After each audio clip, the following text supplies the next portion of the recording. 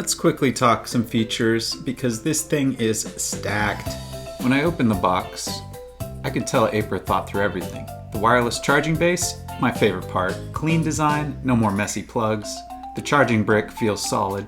The cleaning basket, full size with fine mesh inserts, catches even the tiny micro debris you'd never notice until it's gone. And the removal hook, simple but smart.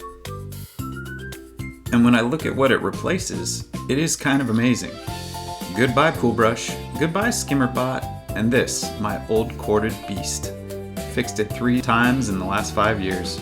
It's finally time to retire it. The cordless mini robot, cute, but not even close. 8,500 gallons per hour of suction. That's basically a jacuzzi in reverse. 9 brushless motors, because apparently 8 wasn't enough. It climbs walls, it sweeps the surface, and it doesn't complain. 40 sensors guide it like a tiny underwater Roomba that actually has its life together. And when it's done, the basket full of leaf carnage, dirt, sand, mystery gunk. Clean out is easy. You pop it, rinse it, you're done. Very satisfying. So that's the Aiper Scuba X1 Pro Max, easily the most capable robot I've used. Huge thanks to Aiper for sending it over to review. It shows a lot of confidence in their own product line.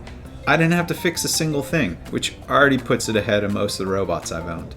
And thanks also to Aiper for letting me crash their booth to check out what's next.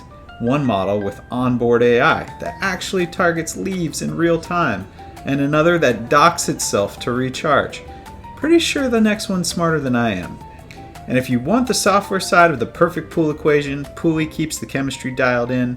So if you're ready for the most cutting-edge pool tech, hit the links in the description, grab the Scuba Pro Max, and download Pooley today. And now, if you'll excuse me, I'm going to sit back and watch the robot do chores I used to pretend were exercise.